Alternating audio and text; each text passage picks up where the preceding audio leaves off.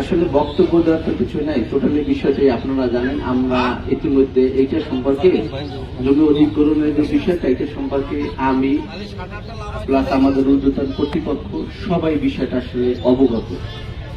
আর আপনারা তো সবাই জানেন জমি অধিগ্রহণের বিষয়টা জেলা প্রশাসন কার্যালয় থেকে অধিগ্রহণ শাখা থেকে হয়, এবং জমির বিষয়টা আলোচনা বা প্রক্রিয়ার দিন একটা বিষয়। এইটাতে আজকে বললাম কালকে হয়ে গেল, বিষয়টা এইটা না। তবে ইতিমধ্যে জেলা প্রশাসক স্যারের সাথেও আমি কথা বলেছি, এখানে এসে কথা বলেছি, কয়েকবার কথা হয়েছে। স্যার এখানে যারা বিষয় যেটা নিয়ে যারা মেইন যে কয়েকজন আছে এদের মাঝে অতি শীঘ্র স্যারের সাথে আপনার একটা বসার ব্যবস্থা করবো ফর্মালি, এবং এটা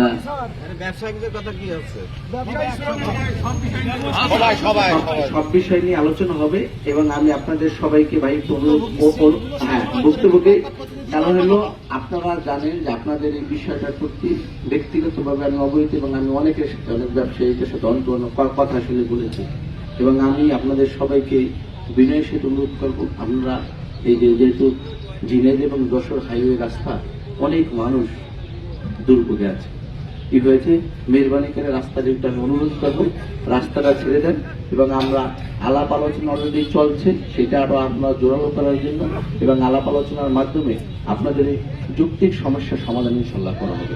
আমরা অনুরোধ করবো রাস্তাটা ভাই একটু ছেড়ে দেন।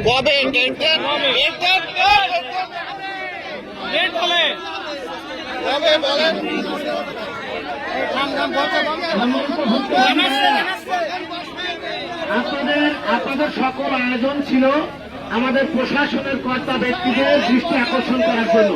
আমাদের উপজেলা নির্বাহী কর্মকর্তা মহোদয় আশ্বস্ত করেছে এ পর্যায়ে আপনাদের উদ্দেশ্যে কথা বলবেন।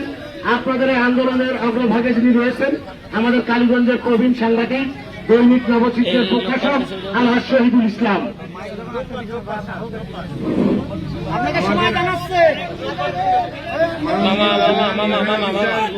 আমার ভারপ্রাপ্ত কর্মকর্তা, আমার অলিয়ার ভাই, আমার মিঠু ভাই যারা এখানে আছেন, আন্দোলনরত সকলের উদ্দেশ্যে আমি বলছি যে আমাদের আন্দোলন আপাতত এখানে স্থগিত করছি। আবার যদি প্রয়োজন হয় ডাকলে আপনারা আসবেন। সেই আন্দোলন হবে কঠোর আন্দোলন, আত্মহুতির মতন। আপনারা কাপড় পরে আসবেন।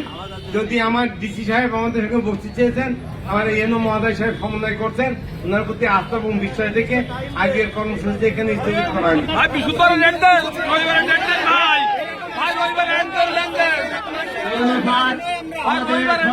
আশ্বস্ত করেছে আগামী সোমবার বিকালে ডিসি স্যারের সাথে বৈঠক হবে, সমন্বয়ের ভিত্তিতে আমরা সেখানে যাব। মালিক ব্যবসায়িক ও শ্রমিকবৃন্দ এক জায়গায় অবস্থান নিয়ে আমরা সেখানে অবস্থান করব। সেখানে যদি আমাদের সর্বোচ্চ সুযোগ সুবিধার কোন আশ্বস্ত না করে সেখান থেকে বেরোনোর পরে আমরা পরবর্তী কর্মসূচি এখানে ঘোষণা করব। সেই কর্মসূচিতে আমরা আপনারা সবাই উপস্থিত থাকবেন। আজকের এই কর্মসূচি এখানে স্যারের অনুমতি সাপেক্ষে অনুমতি ক্রমে এখানে শেষ করা হচ্ছে। আপনারা অসন্তুষ্ট প্রকাশ করবেন না, ছাড়া কোন সমস্যার সমাধান করা সম্ভব হয় না। যেহেতু আশ্বস্ত করেছে আমরা বসে দেখি, একদিনই এর ভয় চলা হবে না, আরো হয়তো বসতে হতে পারে। সেই হিসাবে আপনারা সরাসরি স্থানে সবাই তারা ব্যবসায়িক মালিক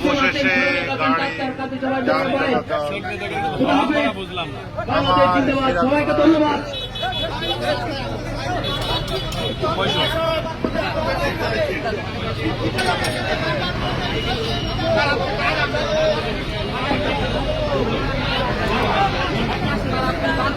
আপনারা যত দ্রুত পারেন এখান থেকে যান, যেহেতু আশ্বস্ত করেছে আমরা বসে দেখতে হয়, না হলে আপনাদের আহ্বান জানিয়ে আমরা সরকার মিলে আবার রাজপথে অবস্থান নেব।